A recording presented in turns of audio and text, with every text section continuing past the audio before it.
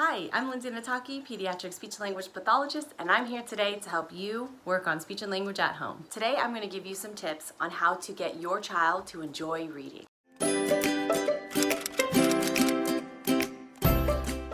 Number 1, book choice. Choose books that have rhyming words, songs, or that are interactive. This holds your child's attention longer and it helps them anticipate what's coming up next. Interactive books are great because it allows the child to do something and interact with the book, and again, just works on that attention and helps engage the child for longer. Number 2, don't read the words.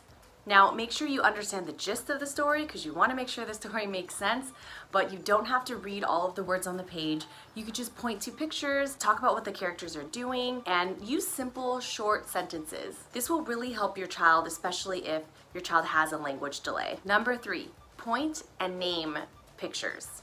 So this way you are showing your child what the pictures are, what they're called, what they're doing, and you're teaching vocabulary and sentence structure. Number 4, repetition. Repetition is so key for sequencing, storytelling, vocabulary building, and overall language. The more familiar the kids are to the story, the more confident they will become in retelling a story. Number 5 is check for understanding. So ask your child questions as you guys are going through the story. You can ask, "Who's this?" and see if your child remembers who that character is. Or what is he doing? To see if your child remembers the verbs that you were going over before. You can also start to integrate emotions here and talk about why someone is sad. Oh look, the dog is sad. Why is he sad? Because he lost his bone and that makes him sad.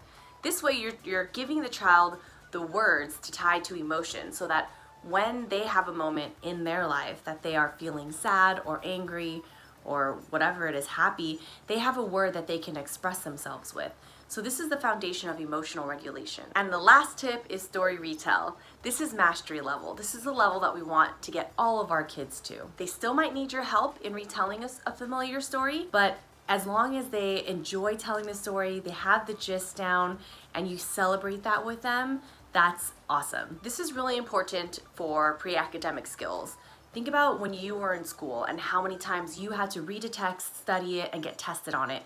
So you had to gain that information from reading a text and then apply that knowledge. So the same thing goes here for kids.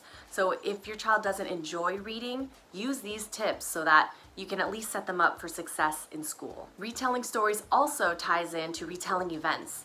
So if you ever asked your child, "What'd you do at school today?" and they struggled and it got you frustrated because you really wanted to know what happened at school and they couldn't tell you, well, reading books and retelling stories will kind of help your child remember events, remember the sequence of events, and be able to tell it. So it's all kind of tied together. There are so many amazing books out there for kids, and there's some that you can just print out online and laminate, or you can print it out and your kids can color it. But here are some of my favorite books.